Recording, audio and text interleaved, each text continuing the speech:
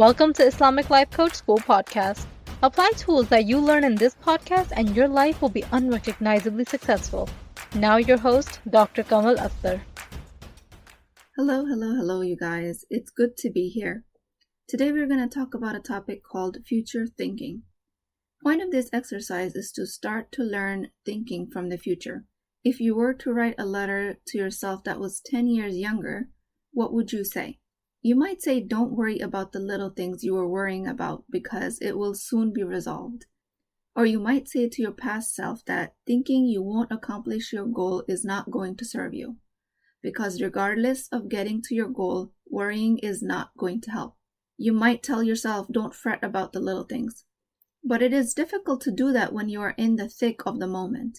But it seems not only important but essential to worry. So your present self knows how to worry, and your future self is giving you advice not to worry. You will get great advice from your future self. Try this exercise. Write a letter to yourself. You will get the best advice from your future self because you are your best teacher. Our brain likes to be past focused because it learns from experiences, because that is the part that is comfortable and it's familiar. Thinking about the future requires creativity, planning, imagination, and living from possibilities.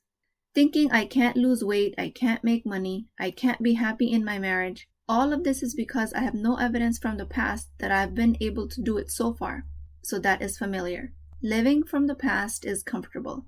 It stagnates you. But all of us have an inspiration of being better and being more. Human nature is to strive to the higher self, that is the fitrah. It is when we stagnate, we stay comfortable, that is when we ignore this human nature. Between this drive towards the higher purpose and the fight to stay comfortable is where most of our lifelong struggles lie. Again, it's between the higher brain and the lower brain. That is pretty much what it breaks down to. At any given moment, you're having thoughts of the higher brain or the lower brain origin.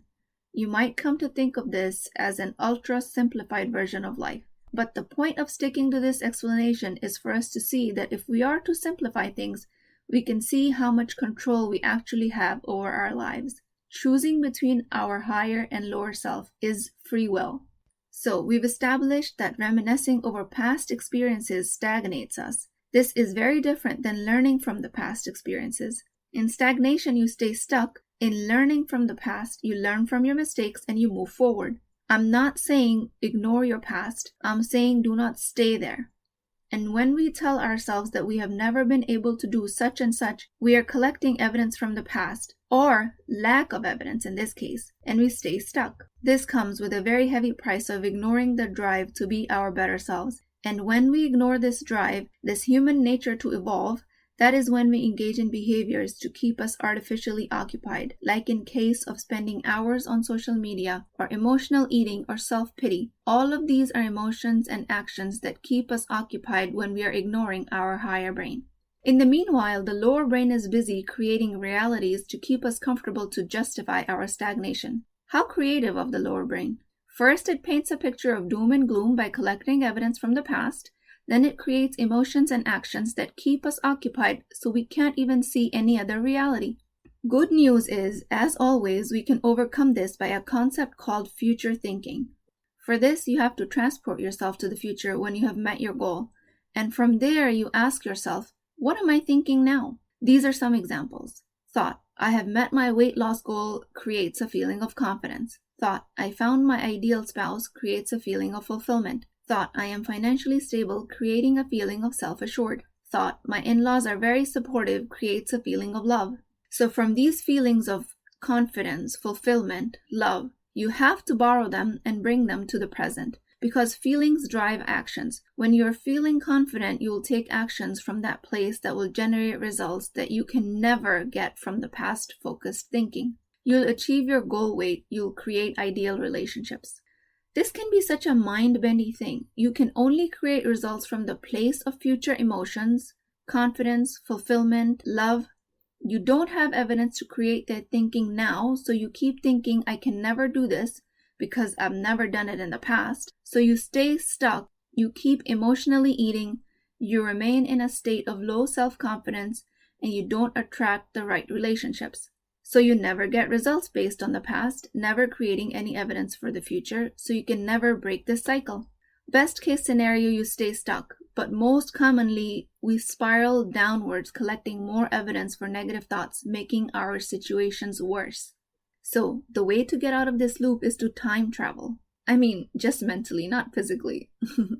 I haven't invented that yet, but if I do, I'll let you know. So go to the future place and practice feeling what your results will make you feel when you have achieved your goal. Create a formula from that feeling. Fill in the T line and the A line and practice that in the present, and the result will come to life. Because all you need to generate a feeling is a thought that will drive all of your actions. And luckily, thoughts are under our control. We don't need evidence to generate practice and believe a thought. So start this exercise now. Travel to the future, find a thought that creates success, and bring it to the present to generate results now. Another example of this is professional women being burnt out. And mostly it is because we have no evidence from the past that we can be in a professional field and be a good homemaker. So we stay stuck in a misery, not realizing that it is the past-focused thinking that is creating the result. Travel to the future. Think from a place where you have unconditional love for your kids, your husband, and passion for your career, and feel that joy. Now immerse in that joy and borrow it to apply it to the present.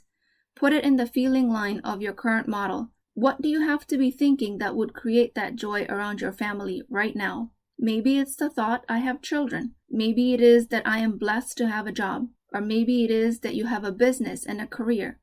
All of these can bring you the feeling of joy, and when you can take actions from that joy, you will create your future self in the present.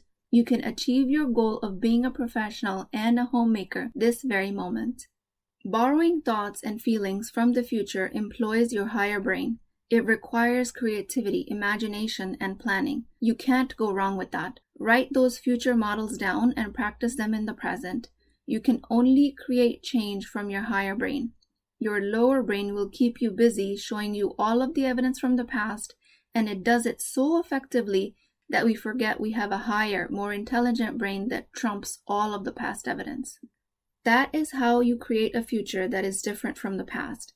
That is how anyone creates a different future. All of these successful people, you think they're sitting there remembering their past? No, they create what they want from the future. Imagining a new future opens opportunities for failure. And there sneaks in the lower brain showing us fear of failure. It wants us to stay comfortable with the way things are. And when we stay comfortable, we suppress our pure, genuine, human desires. This suppression leads us to engage in destructive behaviors. We blame our overeating on food. We blame our burnout on our boss. We blame our struggles on our husbands. Because blaming is easier to do compared to self-reflection. Fascinating thing is that we engage in positive behaviors as an escape as well. We could be over-exercising, over-traveling, over-studying as an escape. Keeping yourself busy gives you a genuine excuse of not listening to your true needs of a higher connection and a better future. Ask yourself, what are you suppressing? What future is your higher brain calling for that you haven't fulfilled yet? Imagine that future and borrow thoughts and feelings from it to create that change, or risk forever living a life of false, temporary pleasures, jumping from behavior to behavior. I pray to Allah subhanahu wa ta'ala to protect us from the trap of the lower brain, our nafs. I love Allah Azza wa Jal's design of giving us the opportunity to overcome this struggle of the high and the low so we can serve our purpose in this life. I am eternally grateful for the sheer ability to imagine a new future and to create a new future. I am thankful for all of the other countless blessings that Allah has given us. I pray that you find opportunities in your life to travel to the future moment so you can then borrow that thinking to change the trajectory of your life by the will of Allah. Inshallah. I will talk to you guys next time. If you're interested in getting coached by me, I'm offering a very affordable opportunity to do that with Wisdom Wednesdays. This is not a course, not a lecture. This is an opportunity for live coaching, real change with Islamic adab and etiquette. You do not need more information. You actually need a space to create change.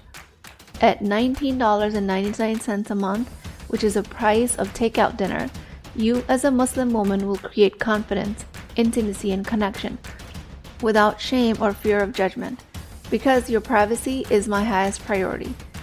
So join at www.islamiclifecoachschool.com, resources, Wisdom Wednesdays. I'll see you inside, inshallah.